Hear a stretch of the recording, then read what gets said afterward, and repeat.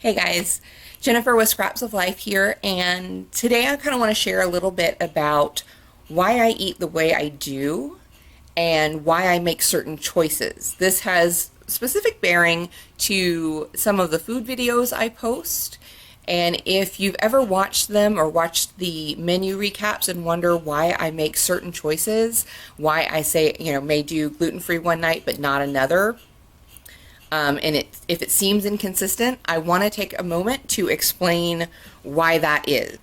If you've read my blog, then you've probably read about this already. But if you've just found me on YouTube, then what you may not know is that for a very long time, since childhood really, I've suffered with IBS. And growing up, it was an inconvenience. It led to it led to a lot of things. We're not going to get into all that.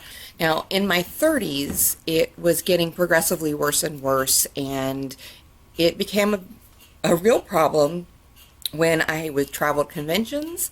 It would sometimes disrupt my day at work. And I was just generally feeling pretty crummy all the time. And in 2012, about a year out from our wedding, I heard about some research coming out of Australia about food maps or FODMAPs, however you want to pronounce it. FODMAP is an acronym. It's FODMAP, and it stands for fermentable oligo, di, and monosaccharides and polyols. Now, if you're shaking your head, scratching your head at that, don't worry.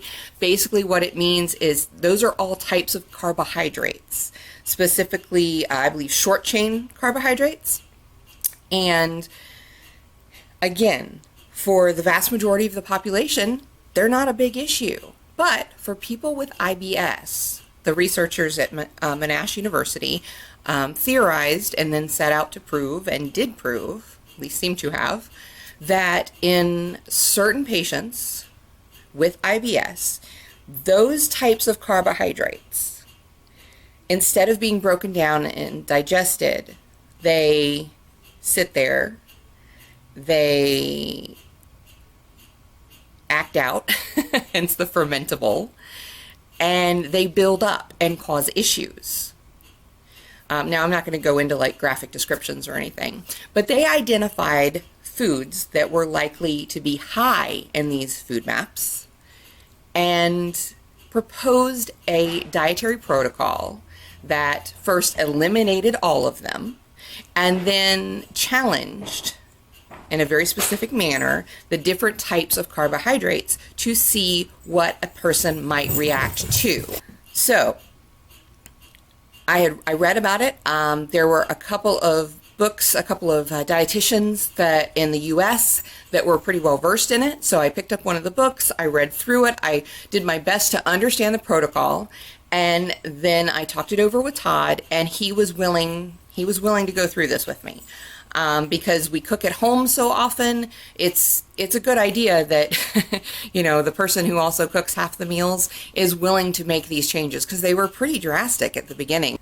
So it was after Thanksgiving that year, again, 2012, and we went through and we cleared out all of the problematic foods. And it's a long list, but to give you some highlights, wheat, barley, and rye. Again, those are pretty common with people who have to go gluten-free.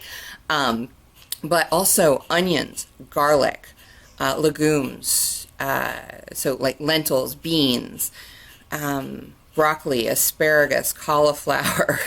I said garlic and onions, right? If not, yeah, garlic and onions were off the table. And stone fruits, peaches, cherries, tree fruits like apples and pears.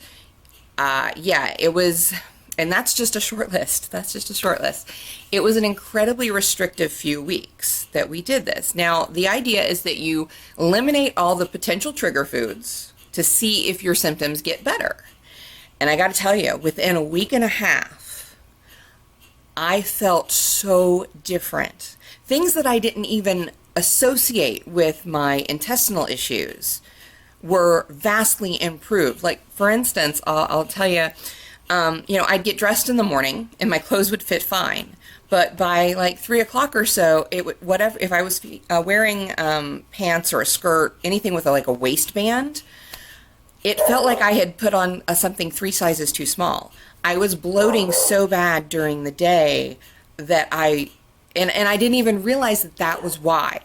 But once I cut out all of those problematic foods, that went away. I obviously, my intestinal issues were vastly improved. In fact, I went to my gastroenterologist for a different reason. And I let her know that, hey, I've been doing this. And not only was she surprised because she had heard about it, at that time it wasn't very well known here in the US, but she's like, gosh, I get problems telling people to like drop one food, not to mention 20. So yeah, I did let them know that I was fine. I do caution you to go to a nutritionist or a dietitian, and work with them, or at least your gastroenterologist, if you suspect that this could help you, because again, it is beneficial to have someone who knows more about it than just the flyers you can find online. The reason why I was confident in doing it on my own was because of my food background, and because I have been studying nutrition on my own to a certain extent ever since I was 19 and diagnosed as hypoglycemic. So this was something I felt confident that I could handle. I do, but I am going to toe the party line and say, please see a dietitian or a nutritionist or your gastroenterologist, just that caveat. But anyway, so after we had determined that yes, this was definitely signs pointing to the fact that these foods were a problem for me, then the challenge phase starts. And what you do is you go buy types of food maps and you challenge those classes to see what you react to. And I reacted to everything, which wasn't a huge surprise because it indicates other things going on top of the food sensitivities. And we sort of already knew that, so it just sort of confirmed that whole other thing. Not important to this discussion. But, and if you hear my dog barking in the background, sorry about that. For about 1.5 years, I was super strict. I stayed on the uber restrictive Low-FOOD-Map protocol, basically the elimination level for the most part, which, the idea isn't to stay on the Low-FOOD-Map diet, the extreme version of it, forever. That is a diagnostic tool. And as more information came out, the doctors at Monash were urging people to kind of step away from the elimination diet level, because the goal is to eat as much of a variety of different foods as you can handle while managing your symptoms. So after about 1.5 years, I started, I felt comfortable, and I felt like my body could handle a little bit more. So I started branching out. We started kind of splurging a little bit. I call it splurging. I don't believe in cheating or anything like that as when it comes to diets or whatnot. I think that just plays games with your head. So when I say that I splurge or I indulge, I knowingly choose to eat something that is higher in food maps, but I accept the potential consequences. And I have to say that the way I did it, the way I approached this, and the way I continue to approach it is I kind of weigh my options.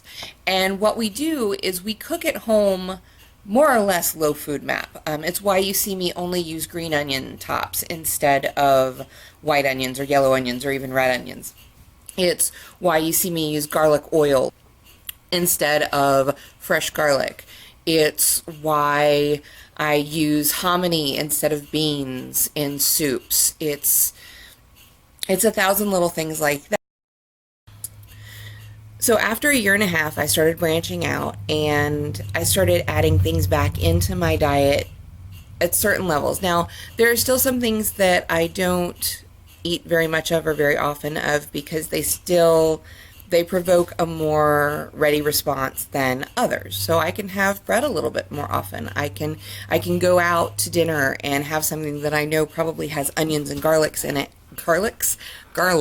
it, knowing that I may have a small reaction, but it's a minor discomfort as opposed to being full-blown sick. So yeah, and it makes the world a difference because, you know, like last fall when we went on our cruise, I was able to eat pretty much what I wanted and not worry about it because I knew what my system could handle and I knew what it couldn't. And so I was able to, you know, be careful at certain times. And that way, you know, when we went on the tour and we went to the rum cake factory, well, I did. I had some rum cake, plenty of wheat in there, plenty of other stuff probably too. But I knew that it wasn't gonna send me, you know, to the sick bed for the rest of the trip. I knew that I'd be okay. When we go out to dinner again, I can pick and choose because at home we stick to that mostly Low-FOOD-MAP option. So I hope this helps you. I hope if you've learned something, give us a thumbs up down below. Give us a like. If you have any questions, put them in the comments. I will do my best to answer them or send you in the right direction to find the answers if I don't know them. And I'll see you in another video. Bye-bye.